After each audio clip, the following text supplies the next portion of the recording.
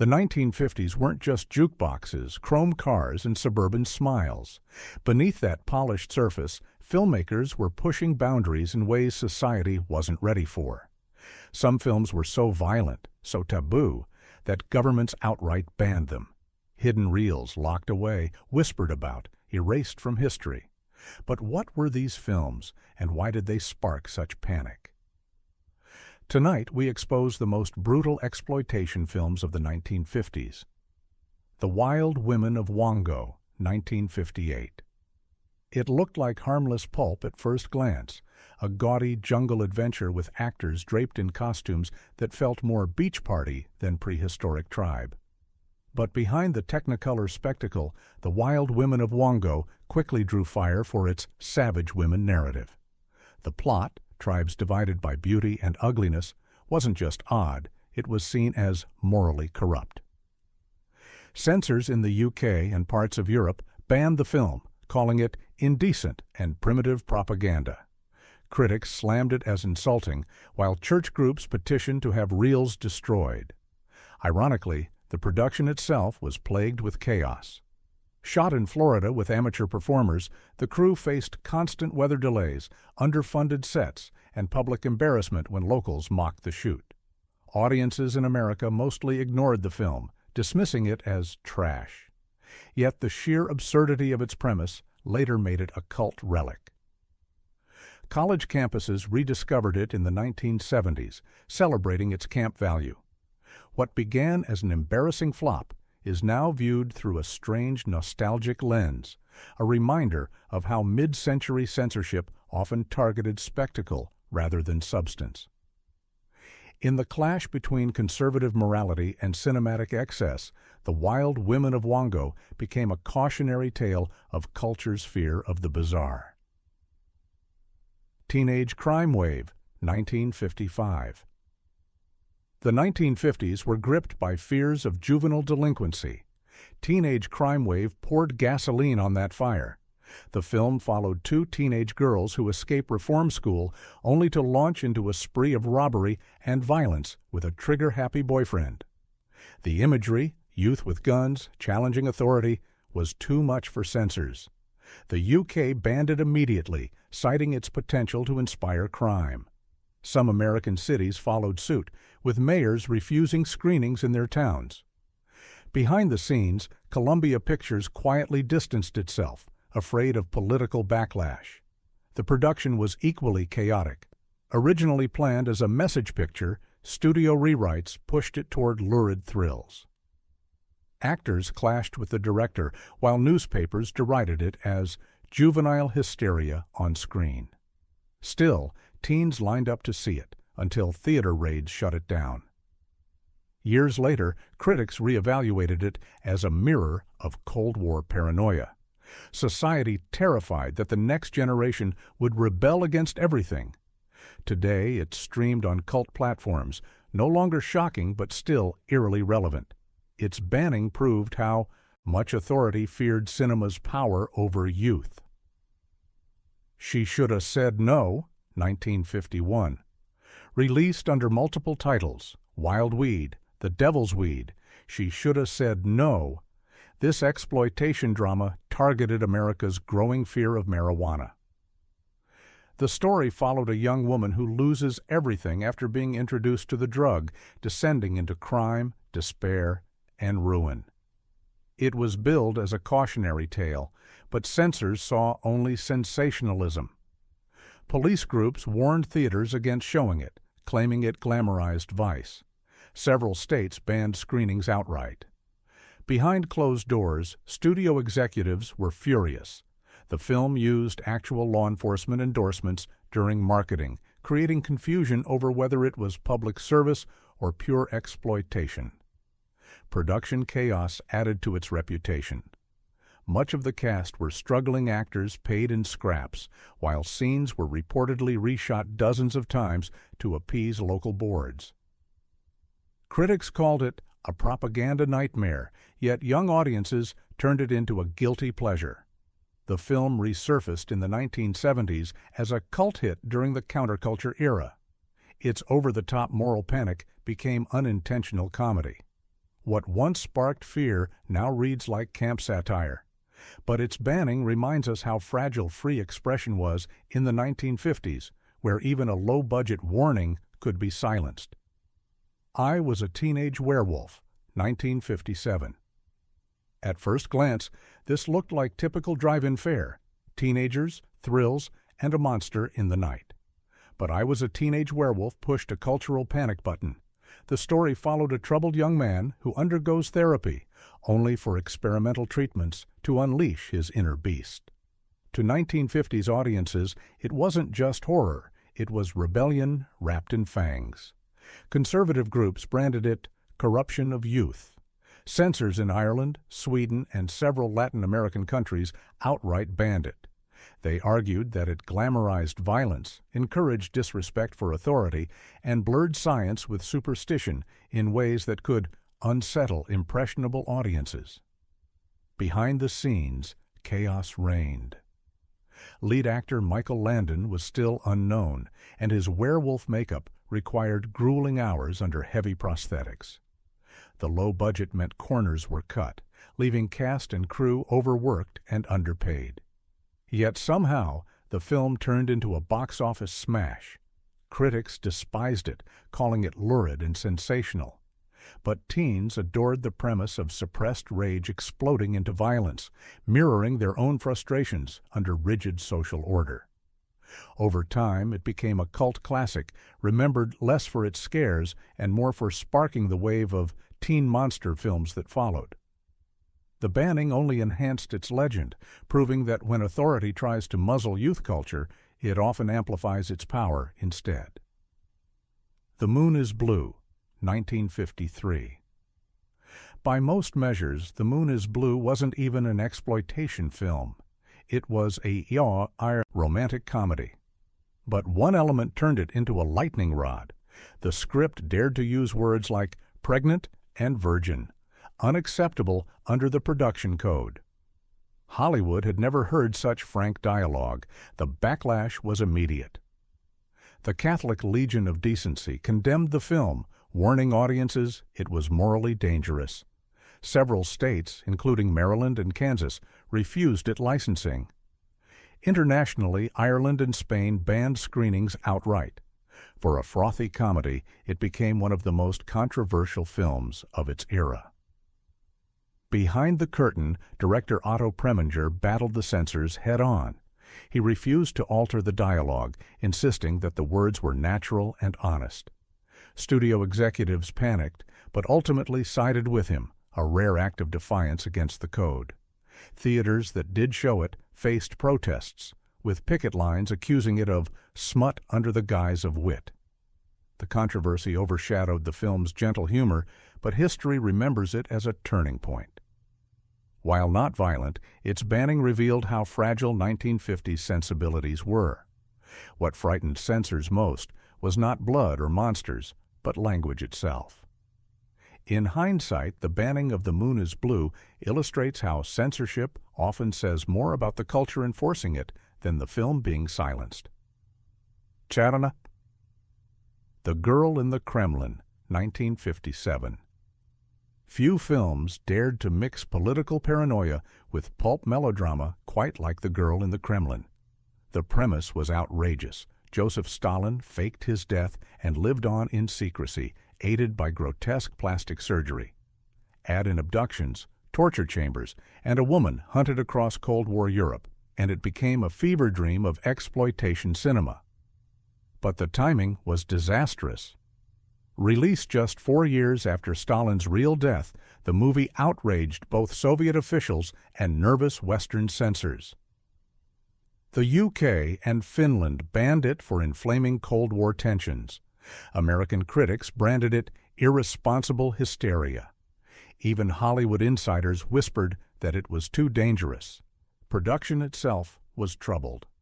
Budget cuts forced laughably bad makeup for Stalin's new face, undermining the seriousness of the plot.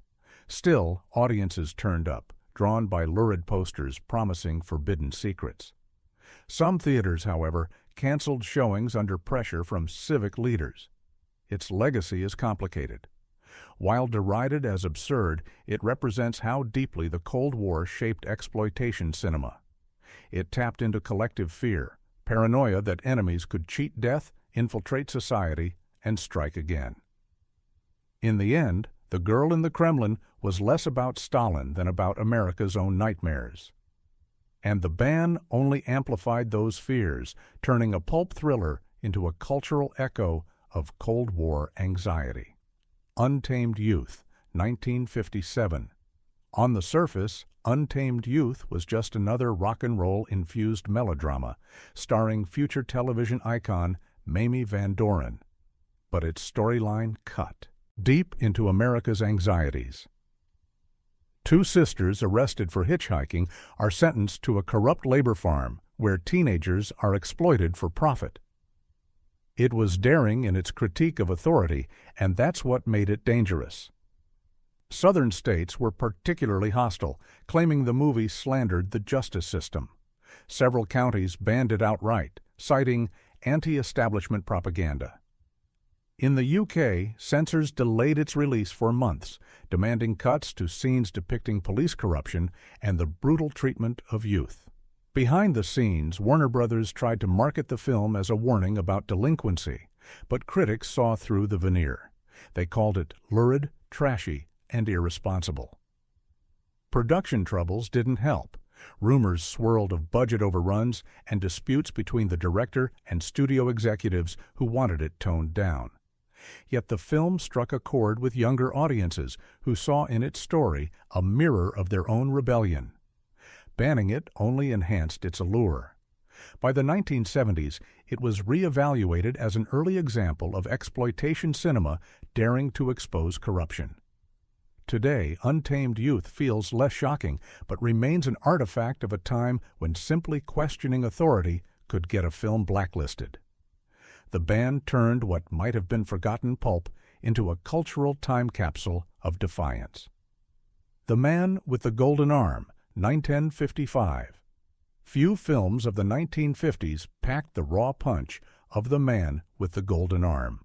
Starring Frank Sinatra as a down-and-out musician struggling with addiction, it shattered Hollywood taboos by depicting the agony of dependency in graphic emotional terms. At a time when such subjects were forbidden under the production code, its release was like a bomb going off. The Code Office refused to approve the film. Without the seal, many theaters wouldn't touch it.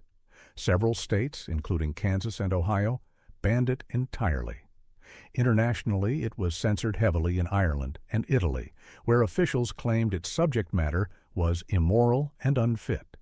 Behind the scenes, director Otto Preminger waged a fierce battle with censors. He refused to soften the material, insisting that truth demanded honesty. Sinatra poured himself into the role, but shooting was grueling, with long nights and emotional breakdowns on set. Critics were divided.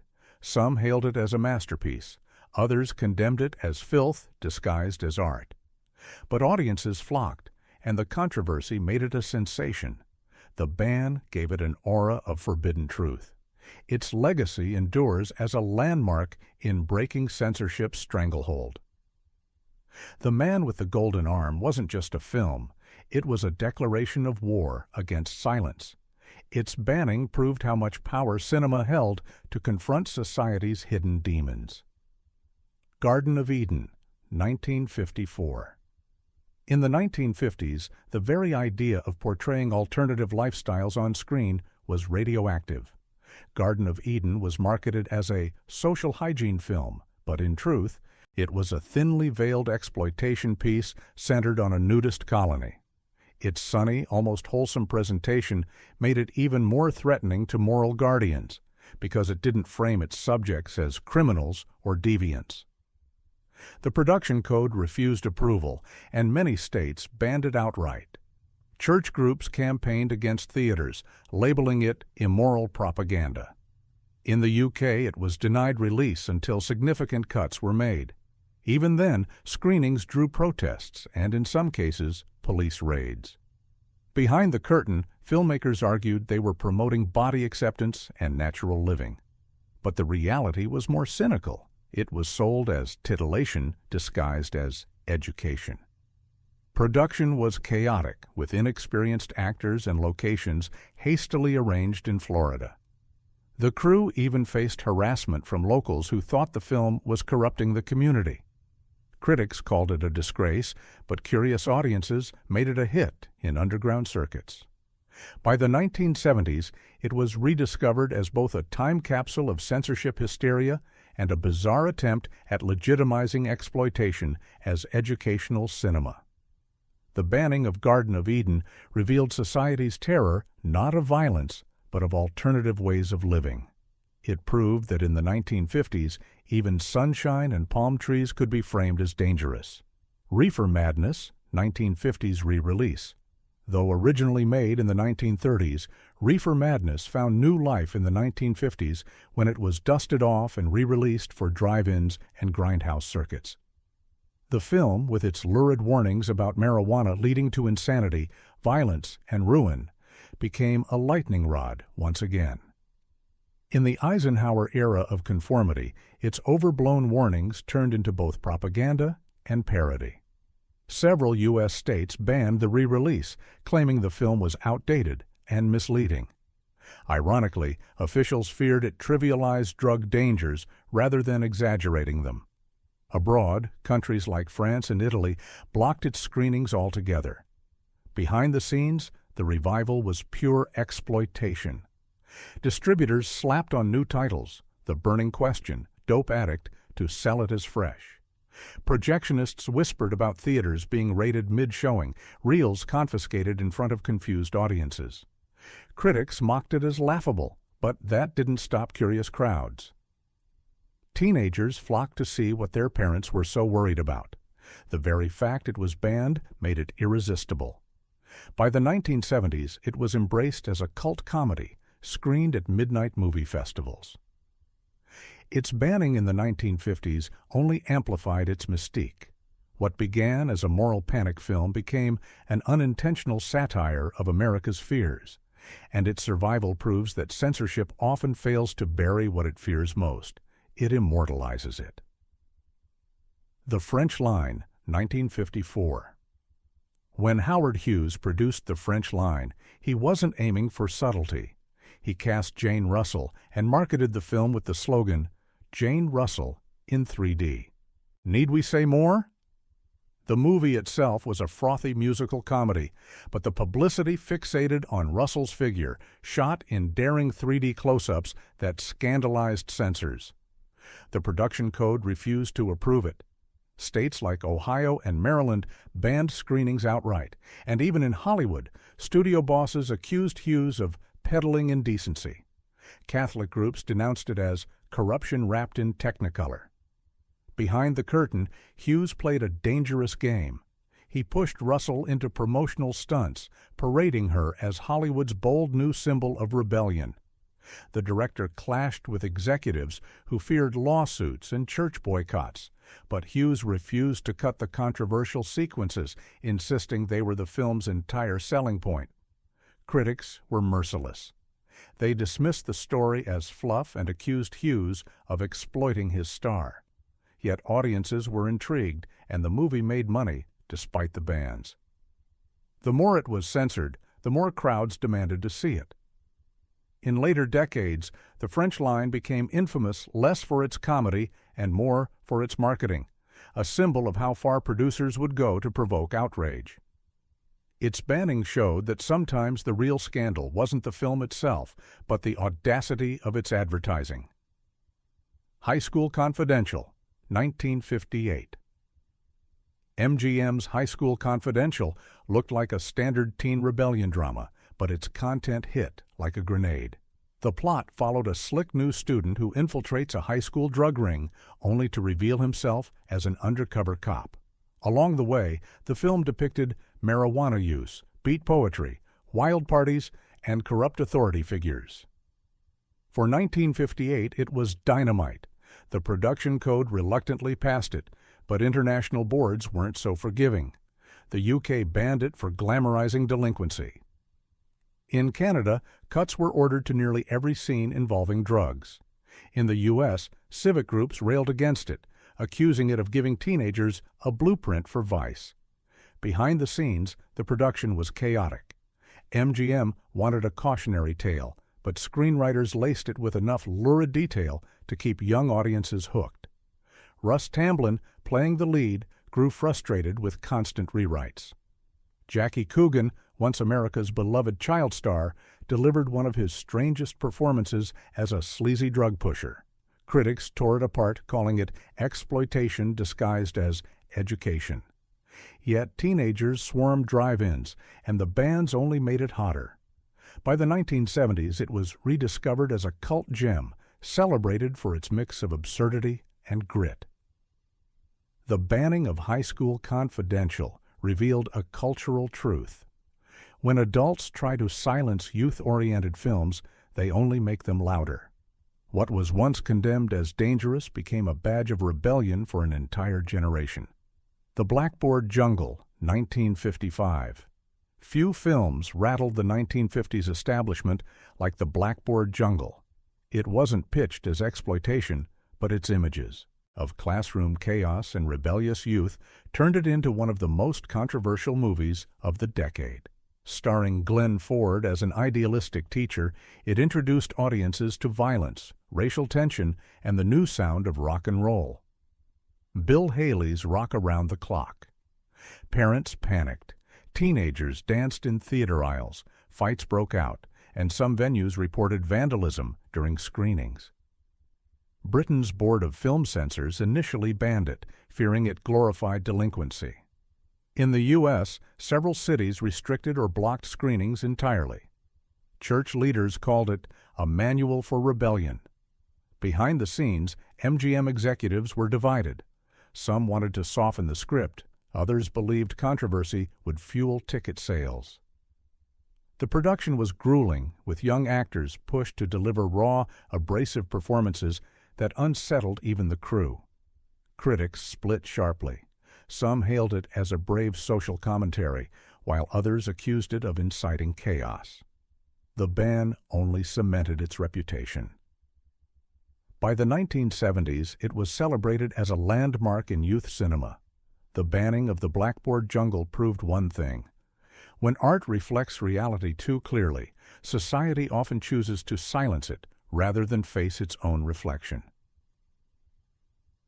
Baby Doll, 1956. Directed by Elia Kazan and written by Tennessee Williams, Baby Doll was marketed as a dark Southern drama, but audiences saw something more scandalous. The story of a struggling cotton gin owner, his young wife, and a rival's manipulations was loaded with innuendo. In the conservative 1950s, that alone was enough to cause moral panic. The Catholic Legion of Decency condemned the film as grievously offensive, sparking a storm of protests. Dozens of theaters refused to screen it, and in some states it was banned outright. Internationally, it faced restrictions across Latin America and Europe. Behind the camera, tensions soared. Williams's script was deliberately provocative, and Kazan leaned into it with bold direction. Warner Brothers executives feared financial disaster, but Kazan refused to compromise. Even the actors felt the strain, trapped between artistic ambition and public outrage. Critics were equally divided. Some praised its artistry, others savaged it as filth. The bans only added to the mystique, making it one of the most talked-about films of the decade. Over time, Baby Doll earned recognition as a daring piece of American cinema that pushed the boundaries of what could be shown. Its banning revealed the power of art to challenge society's comfort zones and the lengths institutions will go to preserve them. Peyton Place, 1957. At first glance, Peyton Place seemed like a glossy melodrama adapted from a best-selling novel. But its depiction of small-town scandals, illegitimacy, corruption, forbidden desires, was dynamite in the moral climate of the 1950s. It wasn't marketed as exploitation, but its content forced censors to treat it as one. Several countries, including Spain and Ireland, banned it outright. In the U.S., the production code fought hard to cut major scenes, and even then, civic groups protested its release. Critics labeled it indecent, while audiences whispered about its daring themes. Production was intense. The studio poured resources into lavish sets and costumes, but constant battles with the censors drained morale. Screenwriters struggled to balance the novel's rawness with the code's rigid demands. Yet, despite the chaos, the film became a runaway hit. Its banning only added to its allure. Audiences who did see it felt they were witnessing something forbidden, something that exposed the rot beneath the shiny surface of post-war America. Today, Peyton Place is remembered as both a melodrama and a cultural milestone, a film that dared to show that beneath the white picket fences, darkness lingered. Its banning revealed the deep fear of truth that censorship was meant to protect. The 1950s were painted as innocent years, but these banned films prove otherwise. Each reel carried fear, rebellion, or unspoken truth that society wasn't ready to face. What other forbidden stories remain buried in vaults, erased by censorship? Tell us in the comments, hit like, and subscribe for more hidden history Hollywood tried to silence.